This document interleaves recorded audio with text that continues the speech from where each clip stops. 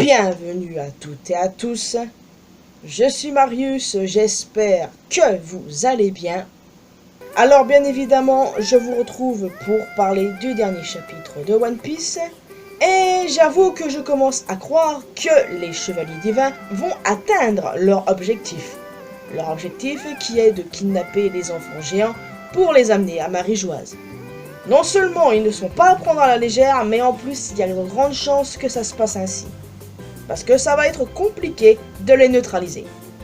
Alors, avant de rentrer davantage dans le sujet, un mot sur la première page, bien évidemment, vous connaissez la chanson. Suite des mini-aventures de Yamato, où l'on voit Ulti dire à Yamato qu'elle est désormais à ses ordres. Est-ce que Yamato, digne héritier spirituel d'Oden, va former ses propres fourreaux rouges ?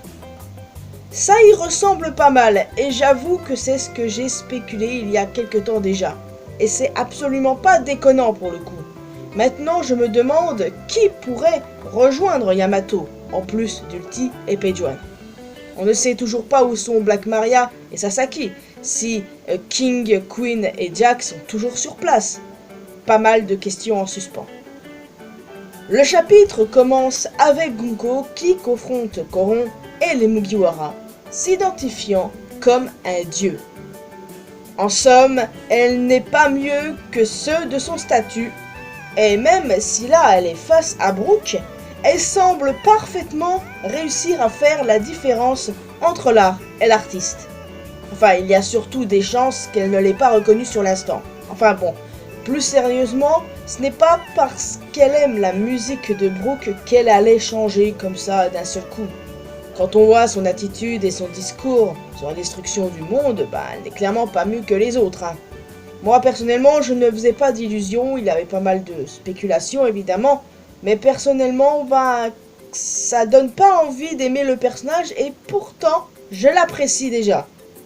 Brook comprend immédiatement que Gunko appartient à l'ordre des Chevaliers Divins, et ce n'est pas du tout surprenant, compte tenu de son âge et de son passé. Avant qu'il ne devienne pirate, il n'est pas surprenant qu'il soit au courant de leur existence. Nous avons pu également voir que, tout comme les 5 doyens, Gunko peut aussi se régénérer. Et ça, c'est très intéressant. Je pense que tout ceci a un lien avec le pouvoir d'Imu. Ça me paraît assez évident. Est-ce qu'on peut aussi, de la même manière que les doyens, considérer les chevaliers divins comme immortels, vu qu'ils ont la capacité de se régénérer, clairement pour le coup. Et tout ça, pour moi, clairement, c'est Imu qui est derrière. Quoi qu'il en soit, Gunko a réussi à neutraliser les Mugiwara. J'ai eu des sales flashbacks de ça, Bounty, qui me sont revenus d'un seul coup d'ailleurs. Et elle a également réussi à capturer Koron. Cette meuf ne niaise pas. Et ça va se compliquer pour la suite. Surtout que maintenant qu'elle a réussi à capturer Koron, Scooper Gaban ne va pas tarder à débarquer. Parce que son gosse est en danger là. Et on va avoir un affrontement entre lui et Gunko. Et pas sûr qu'il réussisse à avoir le dessus pour le coup. De son côté, Killingham a neutralisé Kiba, le directeur de l'école, ainsi que Ange. Alors que pendant ce temps, Somers vient tout juste de vaincre Zoro, qui cache Chopper et Robin dans ses cheveux. Les chevaliers divins sont incroyablement forts. Gunko a neutralisé Usopp, Nami, Brook et Jinbei, qui sont pourtant loin d'être faibles. Somers a facilement éliminé un ex-vice-amiral. Et Killingham a neutralisé Kiba, paralysé Ange, et a créé le chaos avec ses monstres imaginaires, et ce, sans grand effort. Ça va être extrêmement compliqué de les vaincre, voire quasiment impossible. Et c'est pour ça que je pense qu'il y a de grandes chances qu'ils vont réussir à atteindre leur objectif en kidnappant pas mal d'enfants et les emmener à Marie-Joise. La phrase de Somers à la fin du chapitre montre une nouvelle facette du roi Harald. Cette force brutale qui faisait jadis trembler le monde, vous allez la mettre à notre service en tant que mercenaire. N'est-ce pas, roi Harald, toi qui par le passé as complètement foiré ton coup? Cela confirme ce que l'on disait depuis le début. Harald n'est pas aussi bon qu'on nous le décrit. Harald, connu pour ses réformes pacifiques, a entamé la transformation d'Elbaf en quelque chose de plus commerçant. Il a choisi la paix à la place de la guerre, tout comme en gros Odin. C'est très intéressant d'ailleurs ce rapprochement parce que Harald c'est ni plus ni moins Odin, Loki et Ajrudin c'est ni plus ni moins Thor et Loki.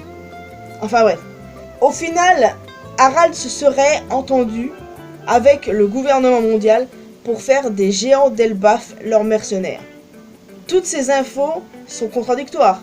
Comment passer d'un mec qui était pour la paix à un mec qui a passé un pacte avec le gouvernement mondial? Qu'est-ce qui s'est passé exactement? Pourquoi? Qu'est-ce qui l'a poussé à faire ça? Est-ce qu'il y était obligé? Ou est-ce qu'effectivement au début il était pour la paix, mais il a commencé à vriller et a fait un pacte avec le gouvernement mondial? Ou est-ce qu'il y était obligé? Je ne sais pas pourquoi, mais c'est quand même très très intriguant. Alors évidemment le discours du bon roi, on avait du mal à y croire.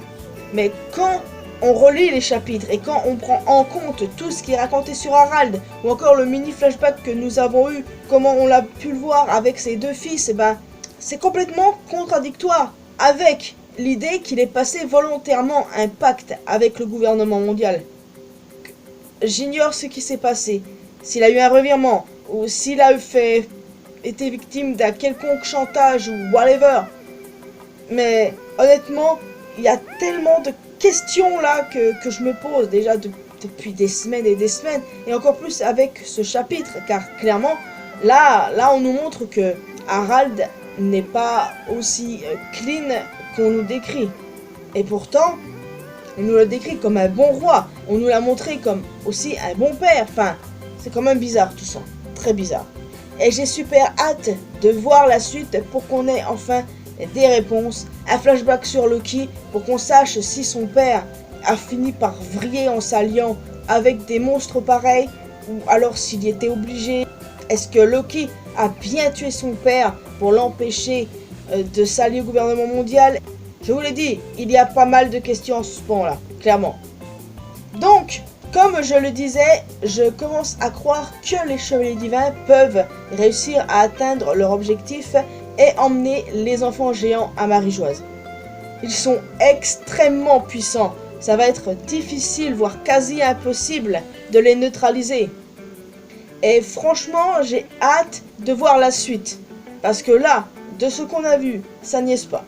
Gunko qui neutralise des Mugiwara, qui a réussi à kidnapper Coron, Sommers qui a facilement battu Zoro, ou encore Killingham qui a battu des géants, et n'a pas fait grand effort en réalité. Je veux dire, ils sont loin d'être au maximum de leur force là, clairement. Et là, c'est que l'avant-goût et pourtant on voit qu'ils sont forts.